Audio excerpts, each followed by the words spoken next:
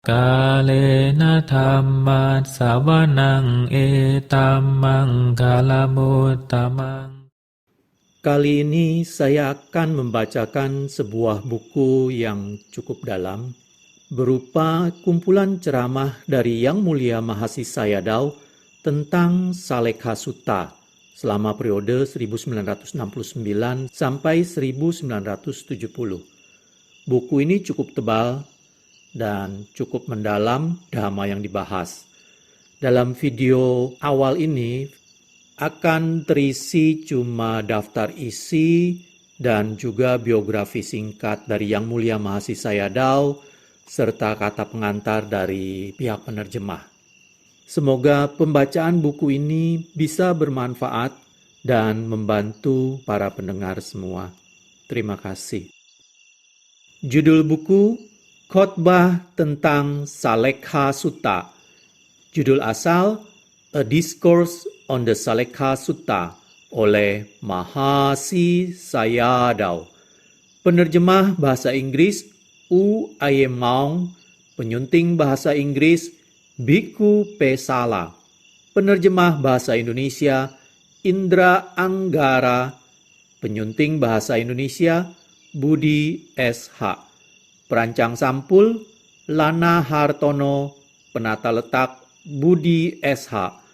Penerbit Yayasan Satipatthana Indonesia atau Yasati. Cetakan pertama Mei 2016. Buku ini didedikasikan untuk mengenang Yang Mulia Sayadawji U Pandita. Anumodana kepada beliau yang terus mendukung perkembangan Buddha Sasana, sehingga banyak meditator yang mendapat kesempatan mempraktekkan meditasi Satipatthana untuk mengembangkan 8 jalan mulia demi merealisasi Nibbana. Sadhu, sadhu, sadhu. Sabbe Sangkhara Anicca, Yayasan Satipatthana Indonesia.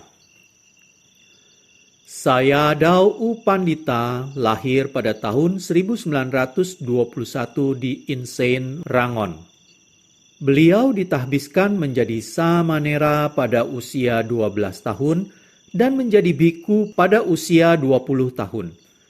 Setelah melewati studinya, beliau mendapat gelar Dhammacarya atau Guru Dhamma pada tahun 1952. Beliau memulai praktek meditasi Vipassana di bawah bimbingan Mahasi Sayadaw pada tahun 1950. Pada tahun 1955, beliau menjadi guru meditasi di Pusat Meditasi Mahasi. Setelah Mahasi Sayadaw wafat pada tahun 1982, Sayadaw U Pandita menjadi guru pembimbing atau Owadacarya di Pusat Meditasi Mahasi. Pada tahun 1991, beliau mendirikan Pusat Meditasi Pandita Rama di Yangon. Sekarang memiliki beberapa cabang di Myanmar, Nepal, Australia, Singapura, Inggris, dan Amerika.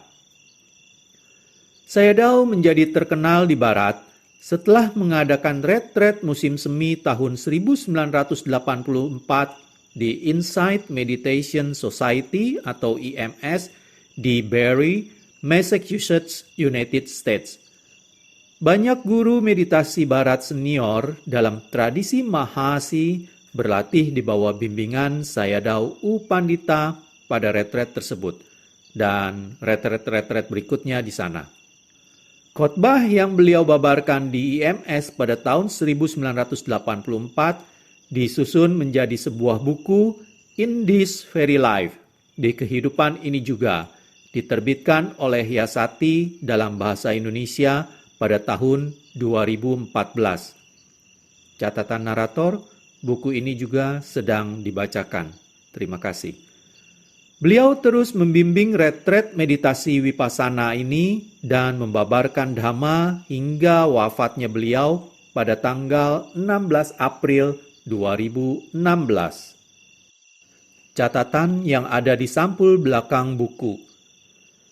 Seorang siswa sejati Sang Buddha seharusnya memiliki sedikit keinginan.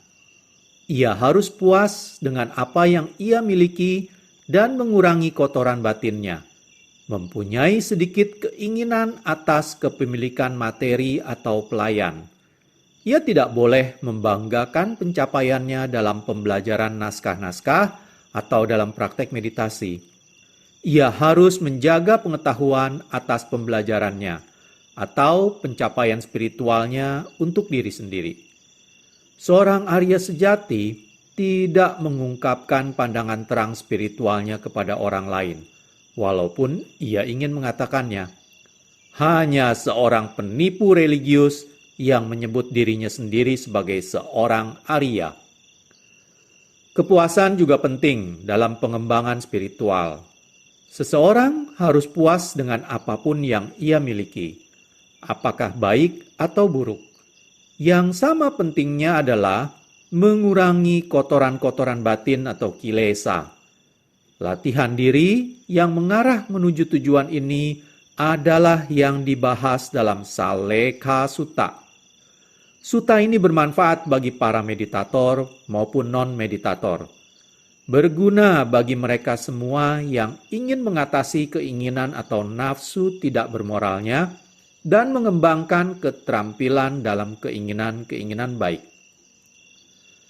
Dalam Salekha Sutta, Sang Buddha berkata bahwa tidaklah mungkin bagi seseorang yang sepenuhnya tenggelam di dalam rawa akan mampu menolong orang lain yang berada dalam kesulitan serupa. Namun, hal ini bisa dilakukan oleh mereka yang tidak terbenam dalam lumpur. Demikian pula, hanya seorang yang telah terdisiplinkan, terlatih dalam 3 kelompok jalan mulia berunsur 8, dan telah memadamkan api kotoran batin, akan mampu menolong orang lain sehubungan dengan disiplin, latihan, dan padamnya kotoran batin. Daftar isi: Sekapur Sirih, Yang Mulia Mahasi Sayadaw. Biografi singkat, kata pengantar penerjemah. Bab pendahuluan. Subbab pertanyaan Cunda Thera. Penjelasan atas pertanyaan. Sub-subbab pandangan salah tentang diri, teori-teori tentang alam. Subbab jawaban Sang Buddha. Sub-subbab aktivitas 5 kanda, kotoran batin yang berpotensi, mencegah kekotoran batin melalui pengamatan. Ini bukanlah aku. Bagaimana melenyapkan kepercayaan ego. Absorpsi pertama dan kesombongan terdiri atribut-atribut absorpsi pertama, 500 biku terdelusi, kisah Mahanaga-thera, kisah Culasoma-thera, pengalaman-pengalaman tidak biasa, berdiam dalam kebahagiaan di sini dan saat ini. Sub-subbab absorpsi dalam meditasi pandangan terang. Bab praktek penghapusan. Subbab penjelasan atas penghapusan. Bab kekejaman atau wihingsa _1. Subbab pemikiran tentang penghapusan, penghindaran, peningkatan spiritual, padamnya kekotoran batin, akibat kama dari kekejaman dan tanpa kekejaman. Sub-subbab kisah Putigatisa Thera, relik-relik arahan, kehidupan lampau tisa. Bab membunuh atau panatipata _2. Subbab penghapusan, pemikiran tidak membunuh, absorpsi dan tidak membunuh, penyembuh permanen, pengetahuan pandangan terang. Tindakan membunuh, sub-subbab menyebabkan orang lain membunuh, daging untuk para biku. Subbab akibat-akibat kama dari membunuh, sub-subbab bayi yang belum lahir. Jawaban Sang Buddha, karena membunuh domba, mata kabhata jataka. Subbab kama baik dari tidak membunuh. Bab mencuri atau adinadana, garis datar 3. Subbab penghindaran dari tindakan mencuri, tidak mencuri untuk peningkatan spiritual, akibat kama dari mencuri, akibat kama dari tidak mencuri. Tidak mencuri untuk peningkatan spiritual, padamnya kekotoran batin. Bab ketidaksucian atau abrahmacharya, garis datar 4. Subbab hubungan seksual yang salah, kehidupan suci. Subbab 7 tindakan seksual minor. Subbab kesucian pria, kesucian wanita. Subbab kisah kema, kisah upalawana, kisah patacara, kisah kundalakesi, kisah gotami, kisah damadina, kisah wisaka. Bab berbohong atau musawada, garis datar 5. Subbab kejujuran. Subbab memberi kesaksian, melatih pikiran tidak berbohong, akibat kama dari berbohong, manfaat di sini dan saat ini. Terdiri dari obat untuk racun, penyembuh bagi penyakit, penyembuh spiritual, menurunkan hujan.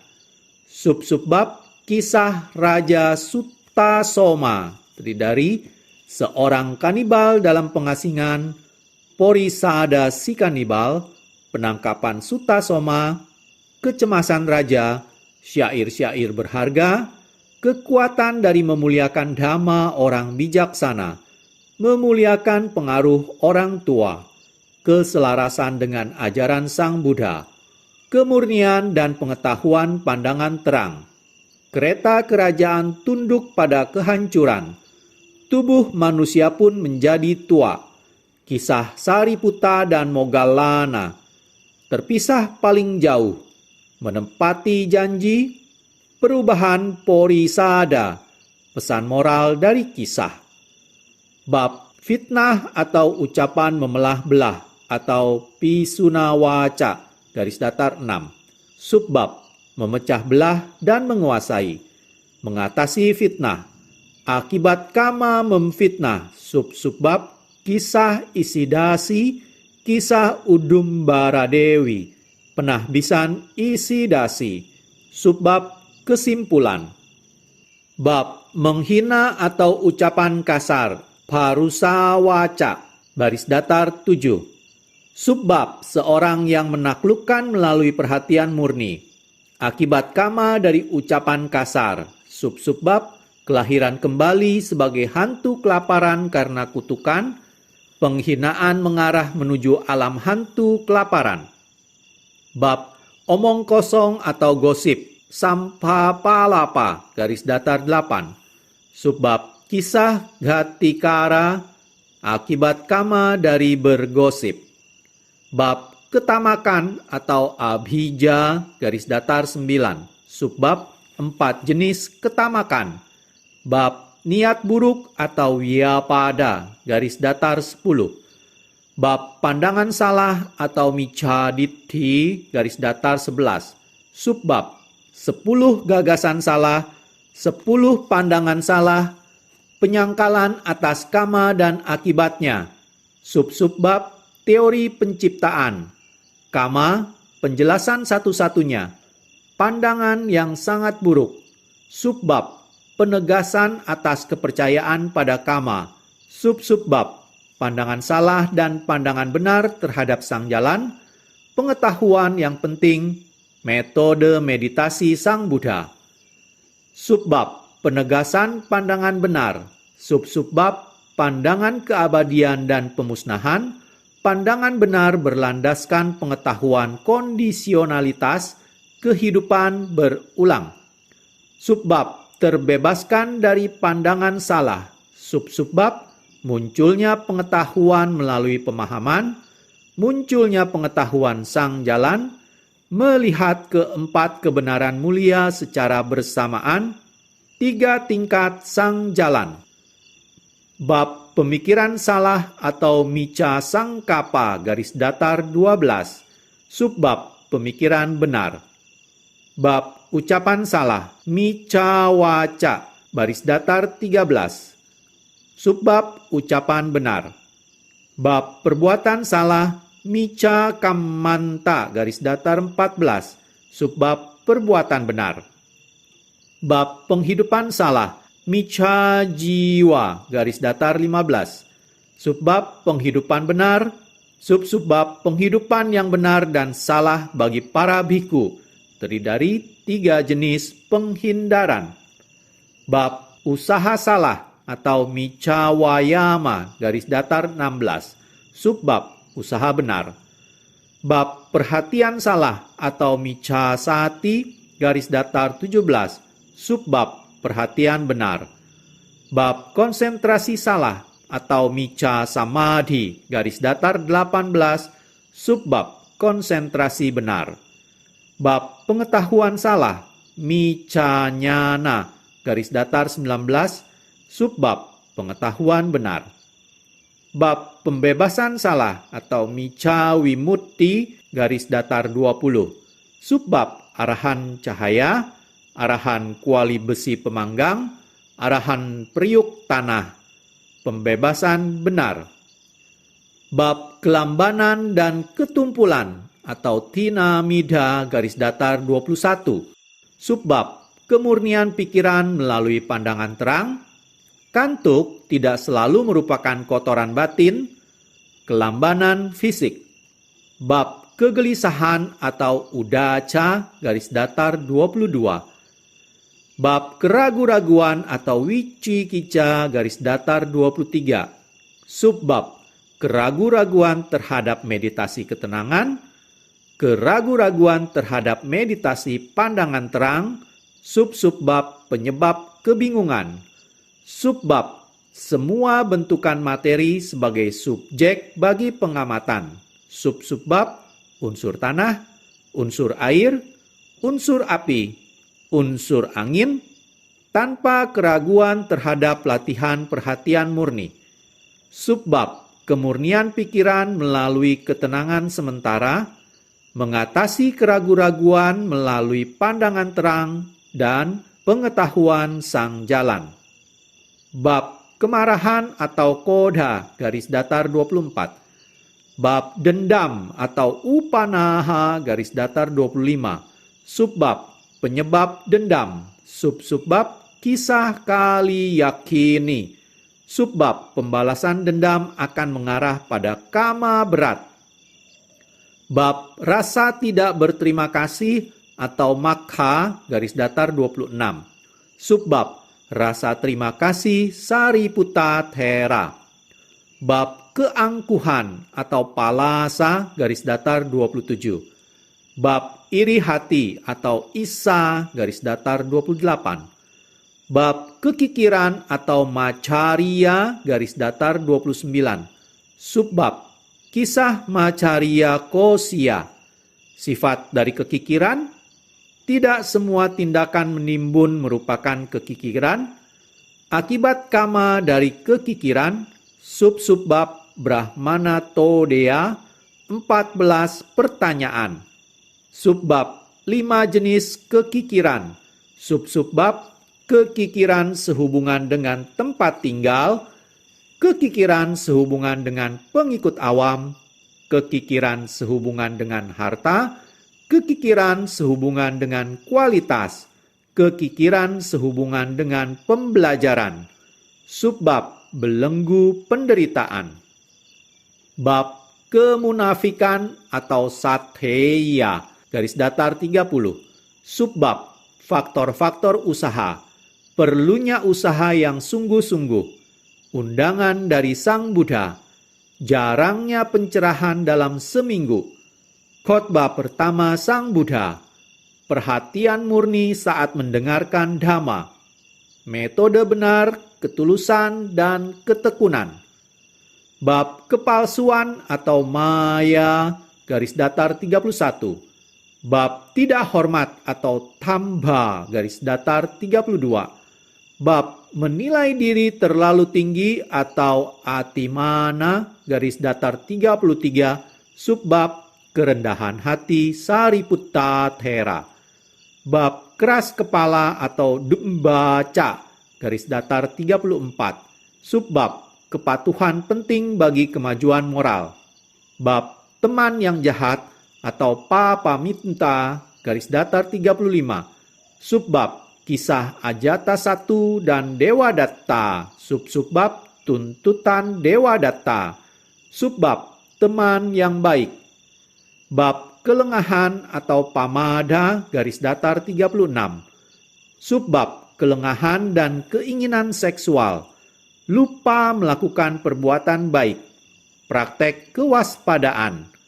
Arti dari apamadena sampadetha. Ajaran terakhir. Bab sikap skeptis atau asaddhata, garis datar 37.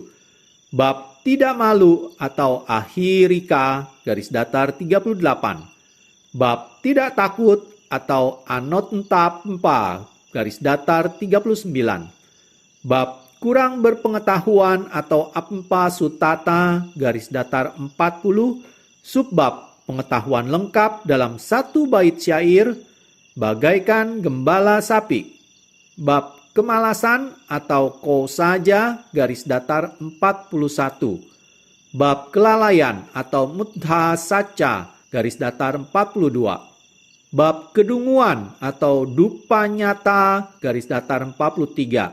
Subbab satipatthana dan meditasi pandangan terang.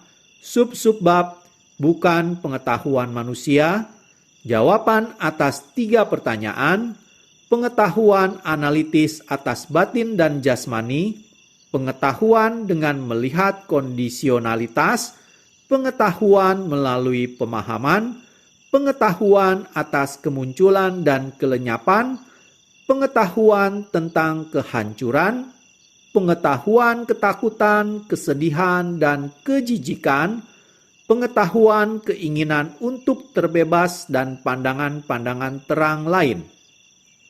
Bab kefanatikan atau sanditthi paramasa, garis datar 44. Subbab kefanatikan di kalangan Buddhis. Subbab biku sati dan kepercayaan ego.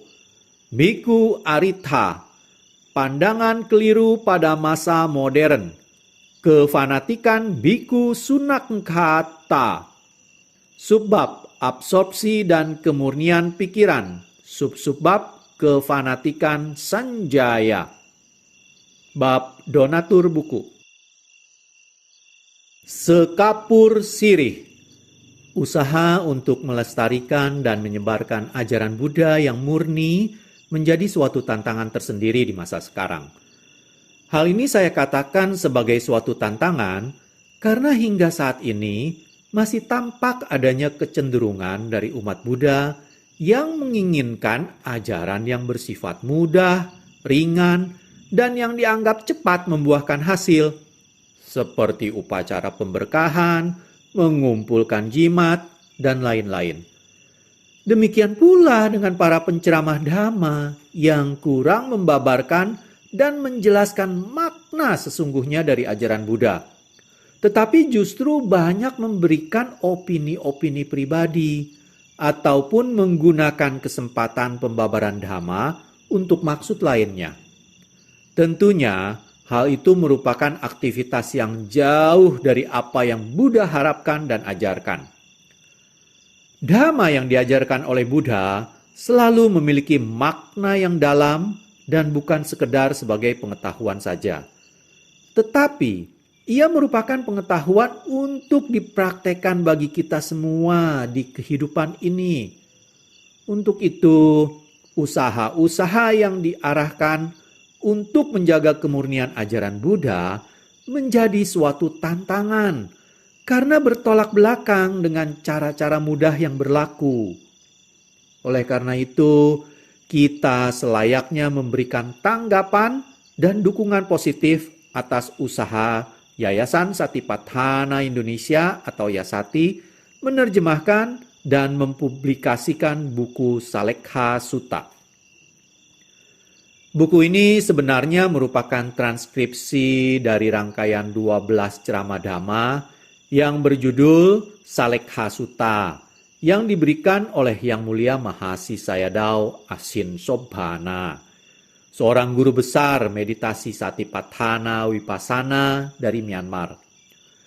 Dalam teks asli dari Salekha Sutta, Buddha menyebutkan tentang adanya kemungkinan seorang bhikkhu yang mencapai salah satu dari 8 pencapaian absorpsi atau jhana samapatti, menganggap dirinya berdiam dalam penghapusan atau salekha.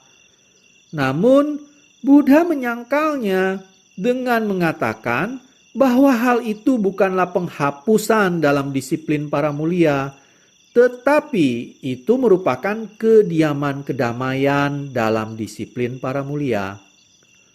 Oleh karena itu, Buddha kemudian mengajarkan apa yang sebenarnya disebut sebagai penghapusan dalam disiplin para mulia dalam 5 cara, yaitu cara penghapusan atau salekha pariyaya, cara kecenderungan kemunculan pikiran atau cittumpada pariyaya, cara penghindaran atau parikamana pariyaya, cara yang membimbing ke peningkatan atau uparibhaga pariyaya, dan cara pemadaman parinibbana pariyaya.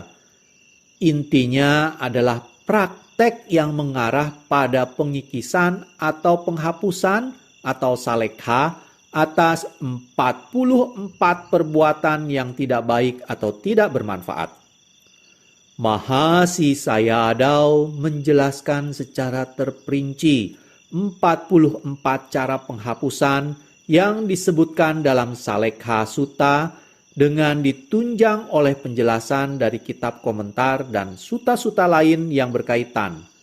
Dan juga beliau menunjukkan cara implementasinya dalam kaitannya dengan praktek meditasi yang disertai dengan berbagai cerita Jataka dan kisah dari murid-murid besarnya. Beliau menjelaskan bahwa penghapusan yang sesungguhnya akan dicapai dengan pengembangan meditasi Vipassana dan pencapaian jalan, di mana perbuatan-perbuatan yang tidak bermanfaat yang disebut sebagai kotoran batin akan dicabut secara tuntas.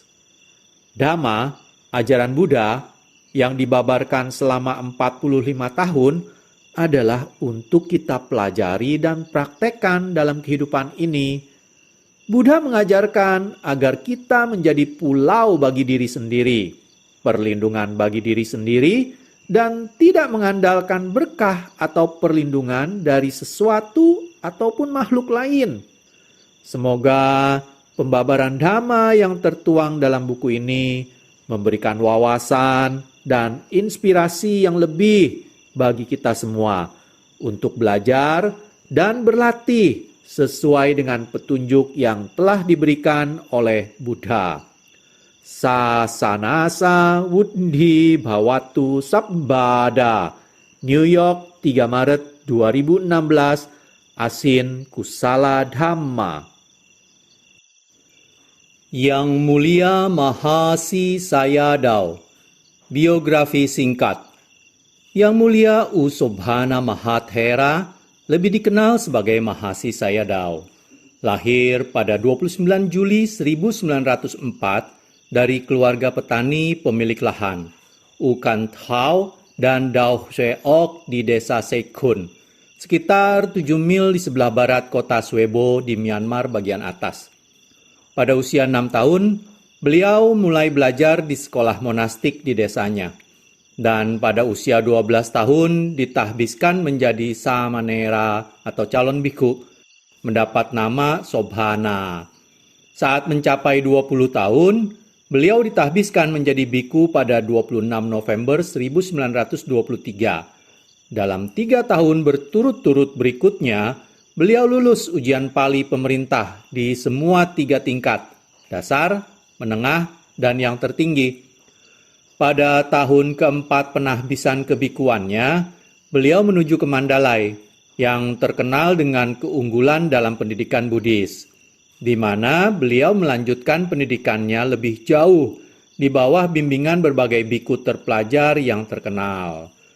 Pada tahun kelima, beliau pergi ke Maulamyaing, di mana beliau mengajar kitab-kitab Buddhis di wihara yang dikenal sebagai Tongwang Galai Tai Kiaung. Tahun ke-8 setelah penahbisan kebikuannya, beliau bersama biku lain meninggalkan Maulamyaing dengan hanya membawa perlengkapan pokok biku, yaitu mangkok dana, 1 set dari 3 jubah, dan lain-lain.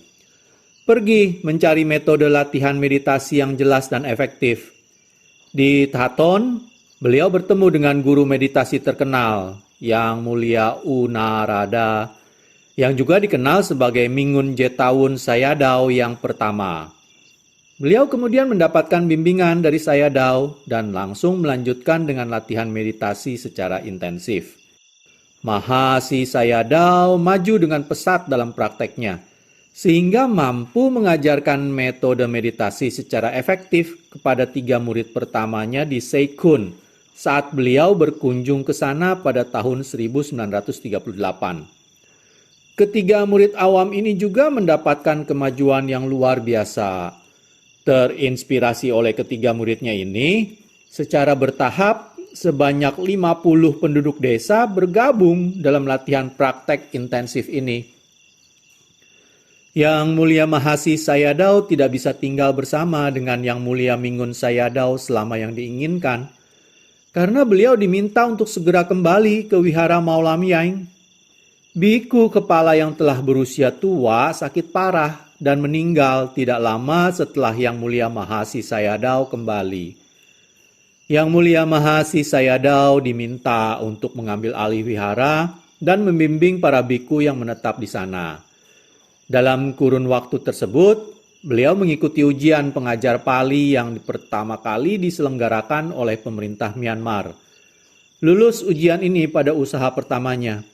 Beliau dianugerahi gelar Sasanadhaja Sri Pawara Dhammacarya pada tahun 1941. Pada masa invasi Jepang, pihak otoritas memberi perintah evakuasi bagi mereka yang tinggal di dekat Maulamyaing di wihara Tongwang Galai dan sekitarnya. Lokasi-lokasi ini terletak dekat dengan lapangan udara dan karenanya terpapar risiko serangan udara. Bagi Sayadaw, ini adalah kesempatan yang baik untuk kembali ke tempat asalnya di Seikun dan untuk sepenuh hati mengabdikan dirinya dalam latihan meditasi pandangan terang serta mengajarkannya kepada orang lain. Beliau tinggal di sebuah wihara yang dikenal sebagai Mahasi Kiaung, yang disebut demikian karena terdapat drum dalam bahasa Myanmar si, berukuran amat besar, maha, ditempatkan di sana.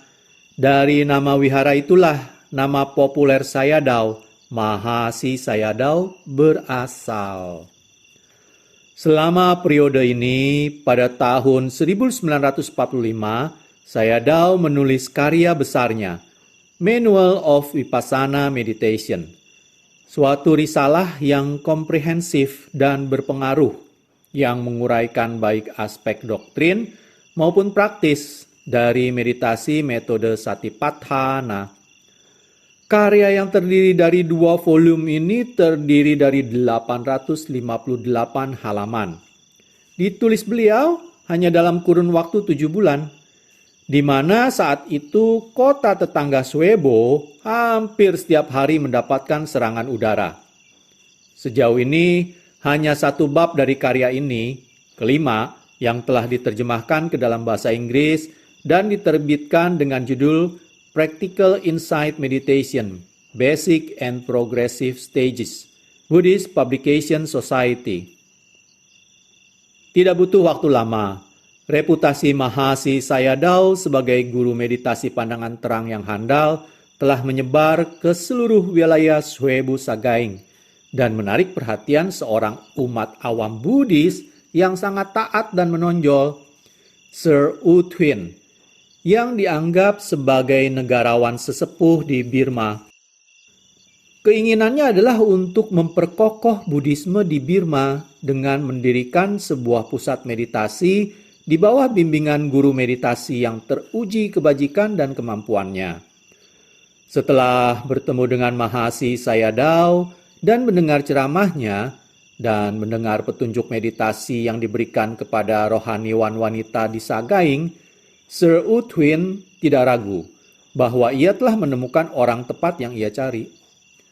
Pada tahun 1947, Buddha Sasana Nugaha Organization didirikan di Rangon, sekarang Yangon, dengan Sir U Twin sebagai ketua pertamanya, dan dengan tujuan mengembangkan studi atau pariyati dan praktek patipatti dari Buddhisme.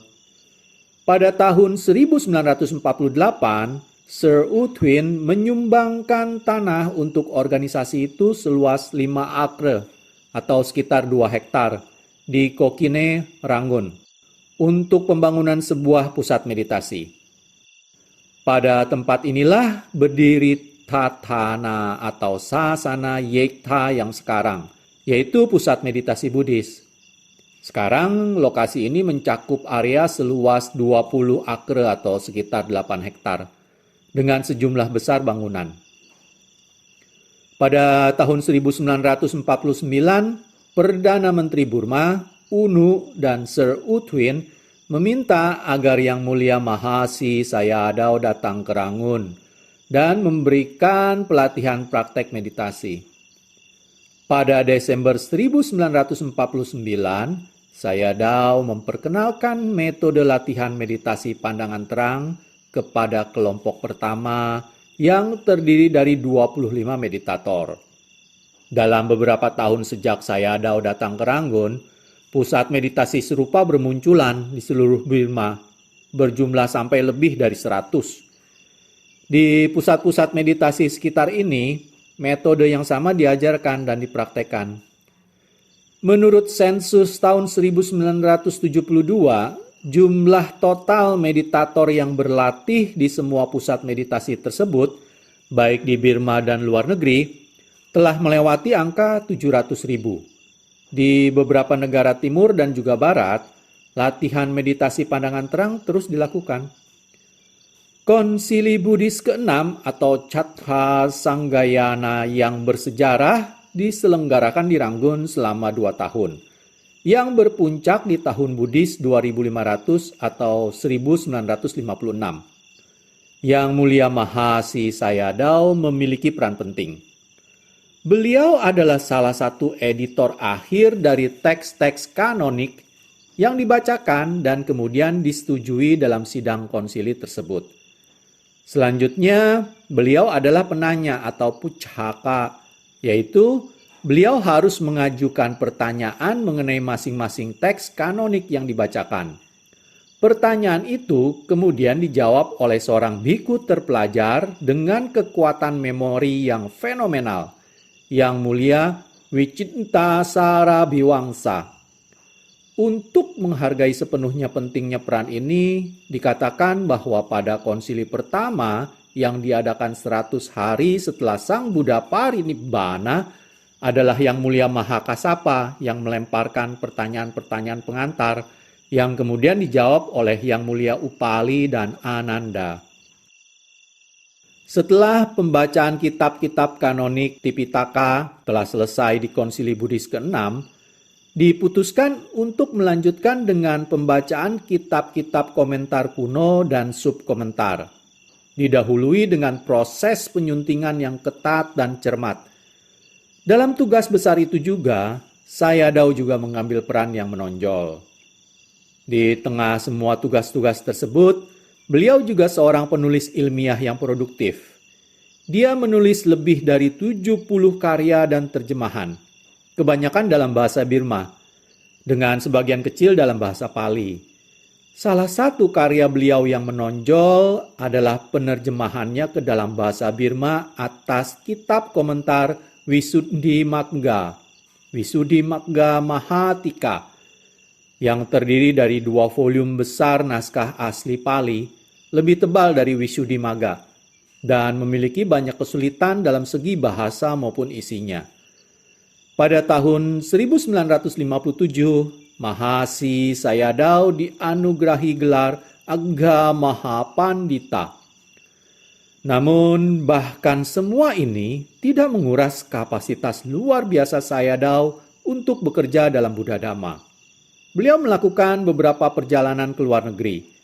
Dua yang pertama dari perjalanannya berkaitan dengan persiapan konsili Buddhis ke-6, tetapi juga digunakan untuk mengajar dan memberikan pengarahan meditasi. Thailand, Kamboja, dan Vietnam 1952. India dan Sri Lanka 1953-1959. Jepang 1957. Indonesia 1959. Amerika, Hawaii, Inggris, Sri Lanka, Singapura, Malaysia, dan Thailand 1980. Nepal dan India 1981. Di tengah semua kegiatan yang berat dan beragam ini, beliau tidak pernah mengabaikan latihan meditasinya sendiri, yang telah memungkinkan beliau untuk memberikan tuntunan bijaksana bagi mereka yang di bawah bimbingannya. Ketahanan tubuh dan pikiran yang luar biasa dan dedikasi yang mendalam kepada Dhamma menyokong beliau menjalani kehidupan selama 78 tahun. Pada tanggal 14 Agustus 1982, Yang Mulia Mahasi Sayadaw meninggal dunia akibat serangan jantung parah mendadak yang diderita malam sebelumnya. Namun pada malam tanggal 13-nya, beliau masih memberikan penjelasan pengantar kepada sekelompok meditator baru. Yang Mulia Mahasi Sayadaw adalah salah satu pribadi yang sangat langka, dengan dua pengembangan yang seimbang dan tinggi atas pengetahuan yang mendalam terkait dengan kecerdasannya dan pengalaman meditasi yang tinggi dan mendalam. Beliau juga mampu mengajar secara efektif, baik pemikiran Buddhis dan praktek Buddhis. Karirnya sebagai pengajar yang panjang melalui lisan dan tulisan memiliki dampak yang bermanfaat bagi ratusan ribu orang di timur dan barat. Reputasi pribadi beliau dan karyanya memperingkatkan Yang Mulia Mahasi Sayadaw di antara tokoh-tokoh besar Buddhis pada masa kini. Kata pengantar penerjemah. Buku ini adalah terjemahan bahasa Inggris dari serangkaian ceramah yang disampaikan Yang Mulia Mahasi Sayadaw tentang Salekha Sutta selama periode 1969 sampai 1970. Ini adalah penjabaran dari ajaran penting Sang Buddha dalam Majjhima Nikaya. Teks Pali dari Sutta hanya mencakup 8 halaman, tetapi transkrip dari 12 ceramahnya keluar menjadi 2 volume penerbitan di Burma. Hal ini tidak mengherankan, karena seperti juga diketahui semua orang yang telah mendengar ceramah atau membaca tulisan-tulisan beliau, Yang Mulia Sayadaw sangat teliti dan berhati-hati tentang rincian kecil, dan beliau bekerja keras untuk membuat ajaran Sang Buddha menjadi jelas bagi kita semua. Dalam pengantarnya untuk sutta ini, Yang Mulia Sayadaw mengatakan, pelatihan diri yang mengarah ke tujuan atau berkurangnya kotoran batin merupakan subjek dari Salekha Sutta. Sutta ini bermanfaat bagi meditator dan juga non-meditator. Akan sangat membantu bagi semua orang yang ingin mengatasi keinginan tak bermoralnya dan mengembangkan keterampilan dalam keinginan-keinginan baik. Dengan kata lain, sutta ini tidak ditujukan hanya untuk mereka yang memiliki kapasitas intelektual atau spiritual tingkat tinggi. Di sini, Yang Mulia Mahasi Sayadaw menyajikan perbedaan tajam dengan beberapa guru Buddhis lain yang ingin membatasi ajaran Sang Buddha pada lingkup yang lebih tinggi, pada kalangan elit intelektual. Dikabarkan ada seorang Sayadaw mengatakan, orang-orang menghafal Satipatthana Sutta. Mereka menjadikan itu sebagai dasar untuk praktek pandangan terang. Semua ini konyol. Hal ini sama sekali tidak patut bagi masyarakat umum untuk belajar Satipatthana. Sikap skeptisisme ini sangat disesalkan. karena hal ini bertanggung jawab atas ketidaktahuan atau menyepelekan pengetahuan tentang ajaran Sang Buddha, bahkan di negara yang didominasi Buddhis seperti Burma. Tentu saja kita harus menghormati ajaran Sang Buddha, tetapi itu tidak berarti bahwa kita harus menganggapnya terlalu suci dan terlalu mendalam untuk orang-orang biasa. Jika Dhamma seharusnya di atas pemahaman orang biasa, maka Sang Buddha tidak akan menyebarkannya kepada umat manusia. Beberapa bersikeras bahwa doktrin yang lebih tinggi dimaksudkan hanya untuk biku. Namun, pandangan ini tidak sesuai dengan Tipitaka dan kitab komentar yang menyebutkan kasus umat awam yang mencapai tingkat lanjut dari jalan melalui praktek Satipatthana Vipassana. Ajaran Salekha Sutta tidak seperti aturan winaya yang ditetapkan Sang Buddha secara eksklusif untuk para biku. Juga tidak ditujukan hanya untuk pengikut awam, seperti Sigalowada Sutta dari Digha Nikaya. Salekha Sutta mewakili esensi Dhamma yang berlaku universal. Studi tentang sutta ini bermanfaat bagi semua orang, karena menunjukkan cara terbaik untuk mengatasi bahaya moral yang telah membingungkan umat manusia selama berabad-abad dan menyebabkan penderitaan yang besar. Ini menandakan ketajaman dan tingginya kualitas intelektual yang mulia Sayadaw, yang beliau tunjukkan kepada kita poin-poin penting yang tersirat dalam ajaran Sang Buddha, tetapi tidak pernah secara eksplisit disebutkan dalam Pitaka atau kitab-kitab komentar. Demikianlah Yang Mulia Sayadaw meletakkan dasar baru dalam pengajaran meditasi pandangan terang, ketika menyarankan kepada muridnya untuk mencatat kembang dan kempisnya perut dalam latihan meditasi. Ajaran ini telah mendapatkan serangan kritik dengan alasan bahwa hal tersebut kurang memiliki dukungan dari kitab suci, bahwa hal itu bertentangan dengan tradisi instruksi dari guru-guru meditasi pandangan terang lain. Namun, tidak dapat disanggah mengenai fakta bahwa kembang dan kempisnya perut adalah sesuai dengan Satipatthana Sutta. Itu hanyalah akibat yang sudah seharusnya timbul dari instruksi Sang Buddha mengenai pengamatan terhadap tubuh kaya nupasi viharati. Terlepas dari semua kritik tersebut, praktek ini telah memberikan manfaat kepada banyak meditator di Burma maupun di negara-negara lain. Salekha Sutta ini sulit untuk dipahami, kecuali bagi guru yang terpelajar dan berpengalaman dalam meditasi pandangan terang, seperti Yang Mulia Mahasi Sayadaw. Adalah sulit untuk menjelaskan dengan jelas ajaran Sang Buddha dalam sutta ini. Ini berkaitan dengan absorpsi, jalan, buah, dan lain-lain. Dan tak perlu disebutkan lagi, saat ini ada banyak umat Buddha yang tidak tahu mengenai berbagai jenis pengalaman spiritual. Faktanya, bahkan beberapa meditator yang berlatih meditasi pandangan terang tidak bebas dari kesalahpahaman tentang mereka sendiri. Sebagaimana Yang Mulia Sayadaw sampaikan, banyak dari mereka bermeditasi dengan harapan memiliki beberapa pengalaman yang tidak biasa, dan mereka menganggap pengalaman seperti itu sebagai bukti pencapaian spiritual. Ketidaktahuan tentang praktek meditasi pandangan terang menyebar luas. Banyak orang tidak membedakannya dengan absorpsi atau jhana. Mereka bingung antara tujuan dengan efek samping tujuan, seperti gambaran batin nimitta, kegairahan yang meluap, kekuatan-kekuatan supranatural, dan seterusnya. Dikatakan bahwa seorang arahan tentulah seorang suci yang bisa terbang di udara, dan kepercayaan kuno yang mengakar ini diyakini bahkan di antara umat Buddha berpendidikan tinggi. Tidak heran bahwa saat ini ada guru meditasi palsu yang secara tidak etis mengeksploitasi ketidaktahuan dan kemudahpercayaan orang-orang untuk tujuan mereka sendiri.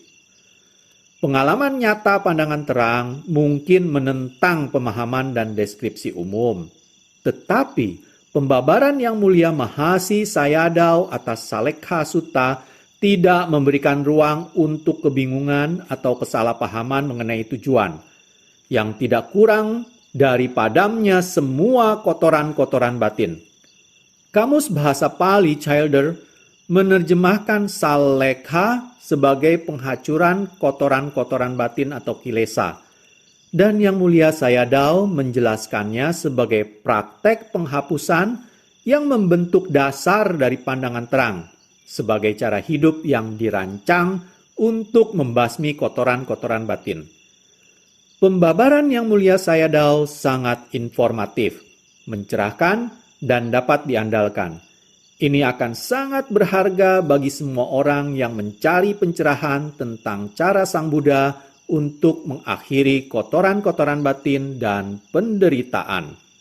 U Aye Maung, penerjemah.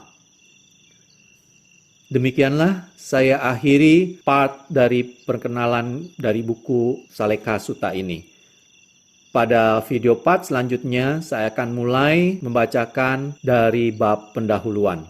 Terima kasih. Kalena dhamma savanang etamang kalamutamang